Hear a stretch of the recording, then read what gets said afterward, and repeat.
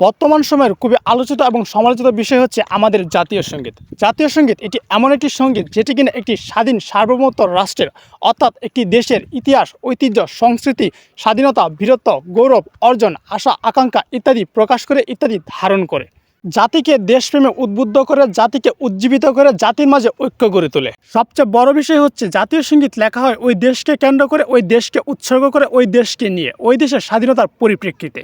কিন্তু আমাদের দেশের জাতীয় সঙ্গীত আমার সোনার বাংলা আমি তোমায় ভালোবাসি এটি লেখা হয় 1905 সালে বঙ্গভঙ্গ রোধের পরিপ্রেক্ষিতে, যেখানে আমাদের বাংলাদেশের জন্ম হয় পৃথিবীর মানচিত্রে 1971 সালে। তাহলে কি করে 66 বছর আগে লেখা একটি সঙ্গীত বাংলাদেশের স্বাধীনতাকে ধারণ করে, কি করে এটি স্বাধীন বাংলাদেশের জাতীয় সঙ্গীত হয়? প্রশ্ন থেকে যায় সেখানে। এবার আসুন এই বঙ্গভঙ্গটা কি তা জানার চেষ্টা করি। বঙ্গভঙ্গ হচ্ছে 1905 সালে যখন ব্রিটিশরা ভারতীয় উপমহাদেশ শাসন করত, তখন ব্রিটিশদের শাসন ব্যবস্থার কাজের সুবিধার্থে পুরো বাংলাকে দুটি প্রদেশে ভাগ করে, একটি হচ্ছে পূর্ব বাংলা, অপরটি হচ্ছে পশ্চিম বাংলা। কিন্তু এই বঙ্গভঙ্গের ঘোর বিরোধিতা করেন তখনকার পশ্চিমবাংলার হিন্দু জমিদারগণ, যার মধ্যে অন্যতম রবীন্দ্রনাথ ঠাকুর। কারণ দুই বাংলা বিভক্ত হলে পূর্ব বাংলার মানুষ আর পশ্চিমবাংলার গোলামি করবে না, পূর্ব বাংলার মানুষের জীবনমান উন্নত হবে, পূর্ব বাংলায় শিক্ষার প্রসার করবে। কিন্তু এমনটা চায়নি তখনকার পশ্চিমবাংলার হিন্দু জমিদারগণ, এমনটা চায়নি রবীন্দ্রনাথ ঠাকুর। তারই পরিপ্রেক্ষিতে 1912 সালে ব্রিটিশদের 17 বার স্মারকলিপি দেন ঢাকায় ঢাকা বিশ্ববিদ্যালয় প্রতিষ্ঠা না করার জন্য। তারা চেয়েছিল দুই বাংলা একত্রে মিলে থাকুক এবং পূর্ব বাংলার মানুষ সারা জীবন পশ্চিমবাংলার গোলামি করুক।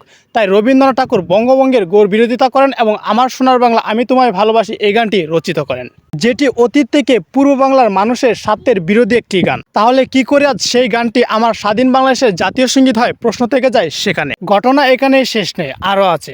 আমার সোনার বাংলা আমি তোমায় ভালোবাসি এই গানটি মোট 25 লাইনের, কিন্তু আমাদের জাতীয় সঙ্গীত হিসেবে নেওয়া হয় প্রথম 10 লাইন। তাহলে বাকি 15 লাইন কোথায়? বাকি 15 লাইন কেন নেওয়া হলো না? প্রশ্ন থেকে যায় সেখানে।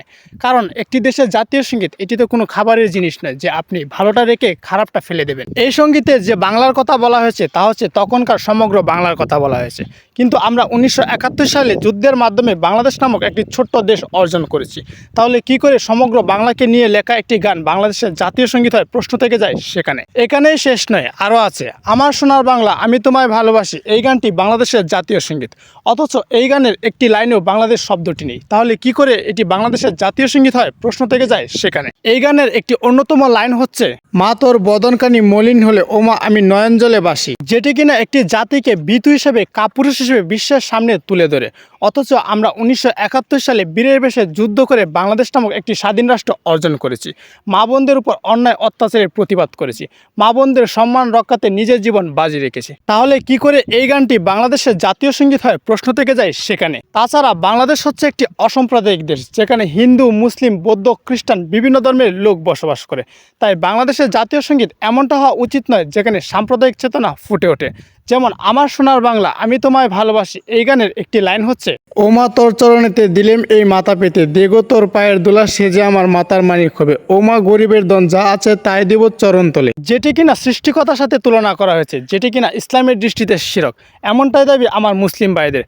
তাই বাংলাদেশের জাতীয় সঙ্গীত এমন কোনো কিছুই হওয়া উচিত নয় যা এদেশে সাম্প্রদায়িক চেতনা ফুটিয়ে তোলে, সাম্প্রদায়িক দাঙ্গার সৃষ্টি করে, যা হিন্দু মুসলিমের মাঝে বিতর্কের সৃষ্টি করে। তাই আমাদের জাতীয় সঙ্গীত এমনটা হওয়া উচিত যে সঙ্গীত নিয়ে জাতি, ধর্ম, বর্ণ নির্বিশেষে কারো কোনো আপত্তি থাকবে না, কোনো বিতর্ক থাকবে না, যে সঙ্গীত হবে সবার কাছে গ্রহণযোগ্য, এবং যে জাতীয় সঙ্গীতের মাধ্যমে আমরা বাংলাদেশী হিসেবে এবং এক ও অভিন্ন জাতি হিসেবে পৃথিবীর বুকে আত্মপ্রকাশ ঘটাতে পারি। পরিশেষে এতটুকুই বলতে চাই, জাতীয় সঙ্গীত একজন ঠাকুর লিখলো নাকি একজন মোল্লা লিখলো সেটা বড় কথা নয়। কথা হচ্ছে একটি দেশের জাতীয় সঙ্গীত যেটি কিনা একটি জাতির মাঝে ঐক্য গড়ে তোলে, জাতিকে দেশপ্রেমে উদ্বুদ্ধ করে, জাতিকে উজ্জীবিত করে, একটি দেশের ইতিহাস, ঐতিহ্য, সংস্কৃতি, স্বাধীনতা, বীরত্ব, গৌরব, অর্জন, আশা, আকাঙ্ক্ষা ইত্যাদি প্রকাশ করে, ইত্যাদি ধারণ করে। সেগুলো কতটুকু ধারণ করতে পেরেছে, সেগুলো কতটুকু তুলে ধরতে পেরেছে, এবং এই সঙ্গীত আদৌ স্বাধীন বাংলাদেশকে কেন্দ্র করে স্বাধীন বাংলাদেশকে নিয়ে লেখা হয়েছিল কিনা, এবং এই সঙ্গীত আজকে স্বাধীন বাংলাদেশকে পুরোপুরি ধারণ করে কিনা সেটি হচ্ছে বড় প্রশ্ন। তাই এটা বলা যায় যে জাতীয় সঙ্গীত পরিবর্তনের দাবি সময়ের অন্যতম দাবিগুলোর মধ্যে একটি।